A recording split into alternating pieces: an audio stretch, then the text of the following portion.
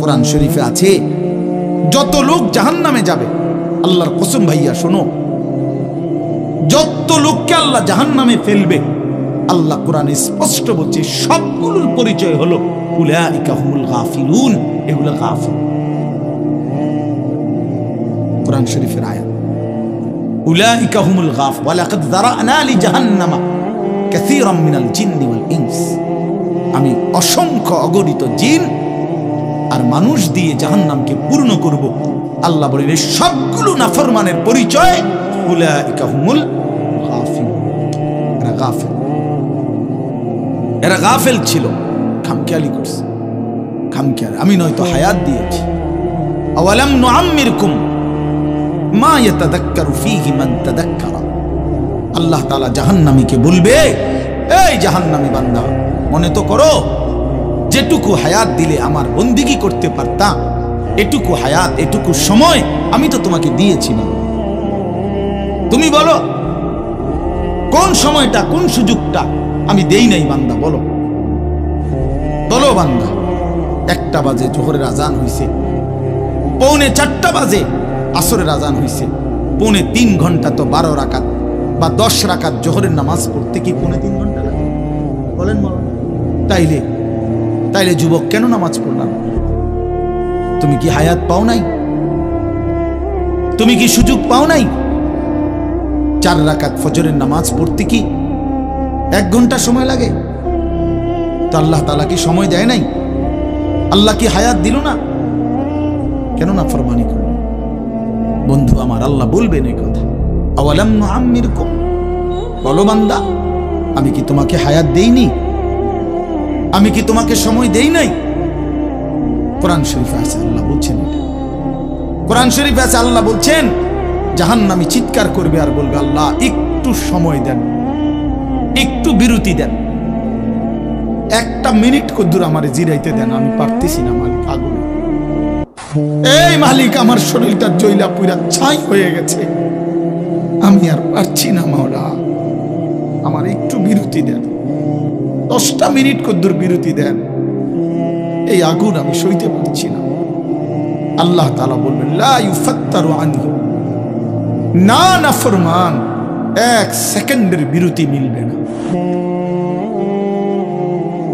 আহুম ফীহি মুবলিসুন, আল্লাহ বলে জাহান্নামী চিরদিন অনন্তকাল মলিন চেহারা, বিমর্ষ চেহারা নিয়ে পড়ে থাকবে, কোনদিন তার মুখে হাসি ফুটবে না। ওমা যালামনাহুম ওয়ালাকিন কানু হুমুজ জালিমিন। আল্লাহ তখন বলবে, নাফরমান জাহান্নামী, আমি তো তোমার উপরে জুলুম করি নাই বান্দা, তুমি তো নিজেই নিজের উপরে জুলুম করেছিলে, আমি জুলুম করি নাই। আমি যতগুলো হুকুম করেছি, যতগুলো নিষেধ করেছি বান্দা, প্রতিটা হুকুম পালন করার যোগ্যতাও আমি শরীরে দিয়েছি। তুমি যদি রুকু করতে না পারতা আমি বলতাম না, তুমি যদি সেজদা করতে না পারতা তাইলে আমি হুকুম করতাম না। আমি তো গাছকে বলি নাই সেজদা করতে, তোমারে বলছি।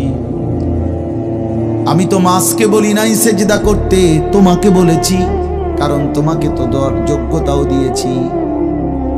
ইন্না হাদাইনাহুস সাবিলা, আল্লাহ বলেন আমি তো বুঝাইবার জন্য আমার পক্ষ থেকে প্রতিনিধিও পাঠিয়েছি, আমি তো বুঝবার জন্য আসমানি কিতাবও দিয়েছি, নবীও দিলাম, রাসূলও দিলাম, উলামায়ে কেরামকেও দিলাম, কিতাবও দিলাম, শরীরেও মানার যোগ্যতা দিলাম, তাইলে কেন পারলা না বান্দা? নামাজ পড়ার যোগ্যতাও আছে, বুঝাইয়া বলার লোকও আছে, বুঝবার মতো কিতাবও আছে, কেন পড়লেন না বলেন? আপনারা যে কেউ যদি সিদ্ধান্ত নেন 2 রাকাত নামাজ পড়বেন, তাহলে আপনাদের শরীরে পড়ার যোগ্যতা আছে কিনা? আপনারা যদি সিদ্ধান্ত নেন কিভাবে পড়বো, তো এই কথা বুঝাইয়া বলার জন্য কোনো আলেম আছে কিনা? যদি বলেন কোরআন থেকে কইলেন, তো এটা দেখানোর মতো কিতাব আছে কিনা? তো কি সমস্যার কারণে পারলেন না? বন্ধু বলেন, প্রিয় ভাই বলো, আমার নওজোয়ান সন্তানরা বলো ভাইয়া, কি কারণে পারলা না? আজকের সারা দিনে 5 ওয়াক্ত নামাজ কেন পড়তে পারলা না দোস্ত? কেন পড়তে পারলা? হ্যাঁ, এই পৃথিবীতে কত বন্ধুর কত আবদার রক্ষা করলেন, পরম বন্ধু মহান আল্লাহ পাকের কোনো আবদার রক্ষা করলেন না। সামান্যটুকু উপকার যে করছে তারে কতবার থ্যাংক ইউ দিলেন। 24 ঘন্টা যিনি লালন পালন করছে তারে একবারও সেজদা দিলেন না। এই নাফরমান, তুই এত বড় গাদ্দার কেমনে হইলি বেটা? বেনামাজির চাইতে বড় গাদ্দার আর কে হইতে পারে? বেনামাজির চাইতে বেয়াদব, অসভ্য আর কি? বেনামাজি অসভ্য, বেনামাজি শয়তান। যার কপালে সেজদা নাই ওই শয়তান, ওইটা শয়তান। আমি বললাম, আল্লাহর কোরআন বলছে, ইবলিস তুই সেজদা দিলি না, আজকের থেকে তুই শয়তান। ইবলিস রে এর আগে শয়তান বলতো না, আজকের থেকে শয়তান, আজকের থেকে রাজিম, ফখরুজ ফাইন্নাকা রাজিম। আল্লাহ বলছে বের হ বেঈমান, কেন সেজদা দিলি না? ফাইন্নাকা রাজিম, আজকের থেকে ইবলিস তুই অভিশপ্ত। এজন্য বেনামাজি অভিশপ্ত, বেনামাজি শয়তান। ওয়া ইন্না আলাইকা লানাতা ইলা ইয়াউমিদ্দিন। আল্লাহ বলছে ইবলিস তুই আমারে সেজদা দিলি না, তো মনে রাখিস আজকের থেকে নিয়ে ইসরাফিলের ফু পর্যন্ত, কিয়ামত পর্যন্ত তোর উপরে আমি আল্লাহর লানত। এটাই তো তরজমা নাকি? কিয়ামত পর্যন্ত তুই নাম বেঈমানের উপরে আমি আল্লাহর লানত। এই জন্য বেনামাজি মনে রাখো, এই যুবক তোমরা যারা নামাজ পড়ো না, তোর উপরে আল্লাহর লানত, আল্লাহর লানত, তোর খোদার গজব তোর উপরে, মনে রাখিস। বলে না আমি ভাত খাই, ভাত জন্তু জানোয়ারও খায়, আমি তো ঘুম যাই, ঘুম কুত্তাও যায়,